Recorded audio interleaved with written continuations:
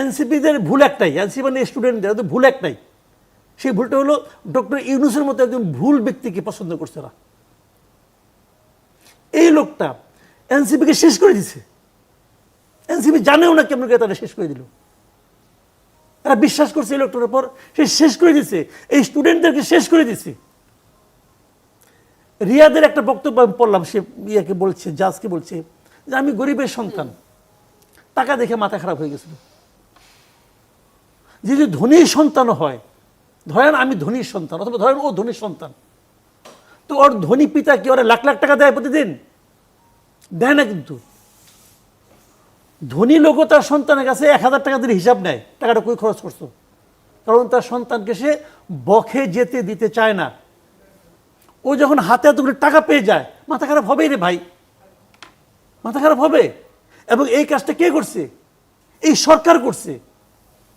এই সরকার তাদের উপর একটা মানে আপনার এই যে কিংস পার্টি, এটা সরকার চাপাই দিয়েছে, এই সরকার প্রধান চাপাই দিয়েছে। আমি ওদের দোষ দিই না তো, বিশ্বাস করেন, আমি ওদের না মায়া লাগে।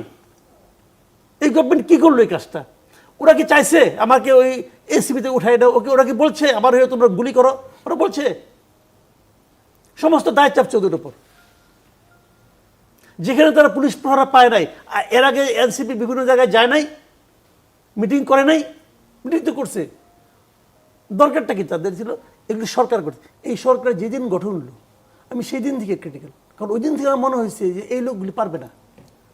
কোন লোকগুলি পারবে না পারবে সেটাতে বোঝার ক্ষমতা আছে রে ভাই আমার। আমি এই দেশে 36 বছর ধরে সাংবাদিকতাই করি। কেন আপনার মনে হলো যে পারবে? এই লোকগুলিকে চিনি আমি, ম্যাক্সিমাম লোকগুলিকে আমি চিনি। এদের এমন কোনো অতীত নাই যারা ভয়ঙ্কর ভালো কোনো কাজ করে ফেলাবে। শুনেন, এটা একটা নর্মাল গভর্নমেন্ট ছিল না। এই গভর্নমেন্টের উপর, নর্মাল একটা গভর্নমেন্টের উপর যে দায় দায়িত্ব থাকে, এদের উপর দায় দায়িত্ব ছিল আরো অনেক বেশি। এবং এরা সবাই এই কাজের জন্য অযোগ্য। এরা মেন্টালি প্রিপেয়ার ছিল না, কেউ না, ইনক্লুডিং ডক্টর ইউনূস। এরা মেন্টালি প্রিপেয়ার ছিল না। ইউনূস সাহেব যদি মেন্টালি প্রিপেয়ার থাকতো, তাহলে ফ্রান্সের ওই সময় ডাক্তারের কাছে যাইতো নাকি অপারেশন করার জন্য? উনি মেন্টালি প্রিপেয়ার ছিলেন না। একটা অপ্রস্তুত লোককে আইনে আপনি বসাই দিয়েছেন চেয়ারে যুদ্ধক্ষেত্রে, এবং এটা বিশাল যুদ্ধ।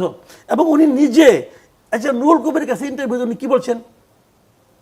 উনি বলছেন ওনারা এই কাজটা জানেন না, এটা ওনাদের ফিল্ড না, দেখি করতে করতে শিখবো, বলেন নাই? বলছেন। এবং উনি বলছেন অন্য যারা কারা কি করতেছে, আমি তো ভালো মতো বিষয়টা বুঝি না, তো ওনাদের আমি কি ভুল ধরবো? বুঝলেন? তার মানে উনি করতে করতে শিখ, তার মানে উনি একটা এক্সপেরিমেন্ট করতেছেন, ট্রায়াল অ্যান্ড এরর বেসিসে উনি যাবেন। দেশ নিয়ে এটা হয়? পৃথিবীর কোন একটা সরকার যদি এই কথাগুলি বলে? মাসুদ কামাল, আপনার মতে কি কারা অল্টারনেটিভ ছিলেন? যারা অল্টারনেটিভ কে ছিলেন?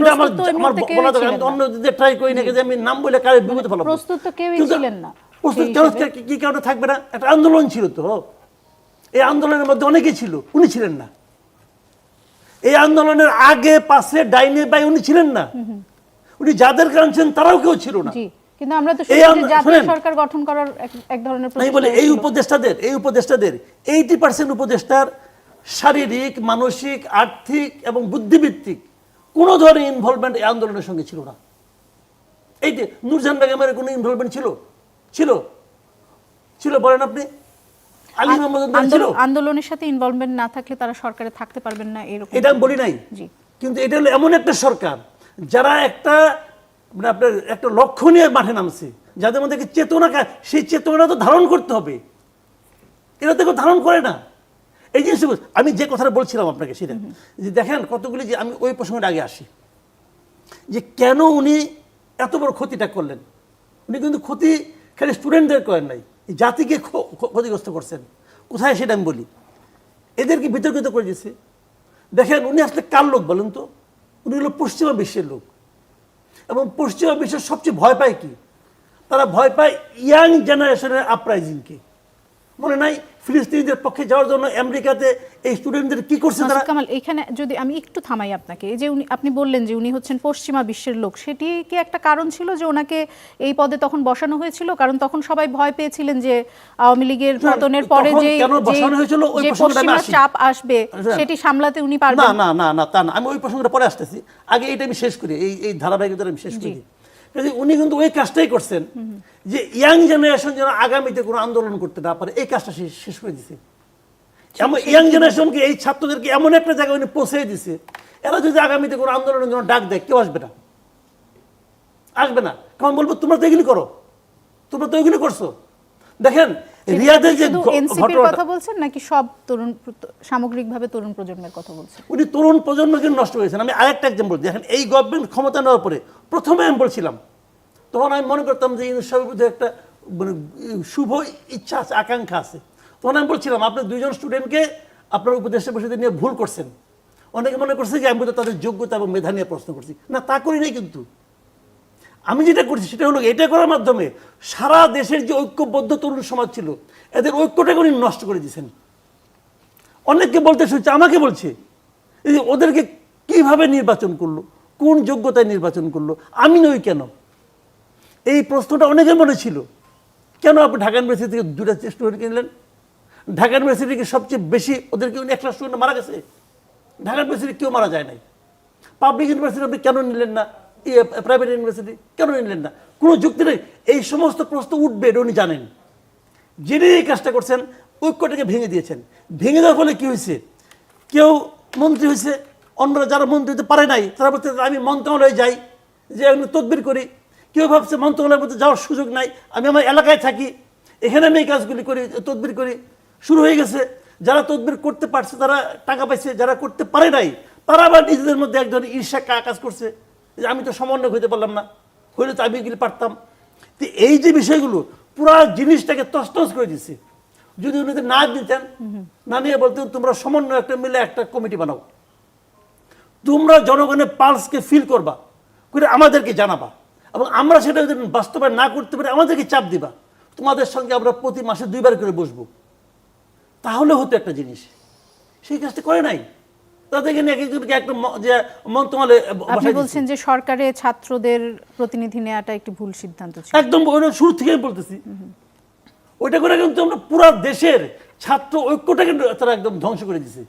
এই ছাত্ররা হতে পারতো। সেটা কি ডক্টর মোহাম্মদ ইউনূসের সিদ্ধান্ত ছিল? অবশ্যই। উনি বুদ্ধিমান লোক, বুঝবেন না। আপনারা কাইটা চলে যাবো, আপনি বুঝবেন না। এই ভুলকে যদি এটা ধরে নেই যে এটি আমি তখন মনে করছিলাম ভুল। এটা কি উনি না বুঝে করেছেন নাকি বুঝে করেছেন? আমি তখন মনে করছিলাম না বুঝে করছেন। এখন ওনার কর্মকাণ্ড থেকে বুঝি উনি খুবই যে বলে না মেটিকুলাস ডিজাইন করছে, এটা ওনার মেটিকুলাস ডিজাইন। সেটা উনি কেন করবেন জানেন? এটা কেন করবেন ওনাকে জিজ্ঞেস করেন, আমি কেমন করব? আপনি তো বলছেন যে উনি বুঝে করেছেন। আমি তো বলছি আপনার এই ধারণার পিছে কোনো কারণ আছে। আমি তো বলছি এটা পশ্চিমা বিশ্বের একটা মেটিকুলাস ডিজাইন, যে ইয়াং জেনারেশনকে শেষ করে দাও, পলিটিক্যাল পার্টিকে শেষ করে। আমি বলি আপনাকে শুনেন, এই যে বিএনপির বিরুদ্ধে 92% বলছেন যে চাঁদাবাজি, মারামারি, হুড়াহুড়ি করে, এটা থামানোর দায়িত্ব কার? বিএনপি কি ভাই কোনো ক্যাডার ভিত্তিক করে নাকি, রাজনীতি করে নাকি?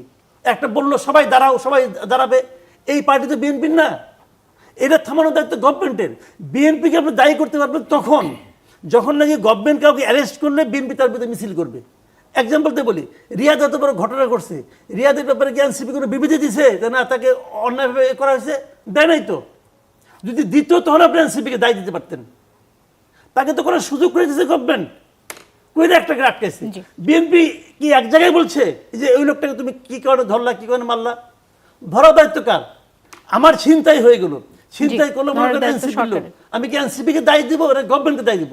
যে গভর্নমেন্ট কেন ছিনতাইকারীকে আটকালো না? তো বিষয়গুলো গভর্নমেন্টের, গভর্নমেন্ট সেই দায়িত্ব পালন করছে না কেন?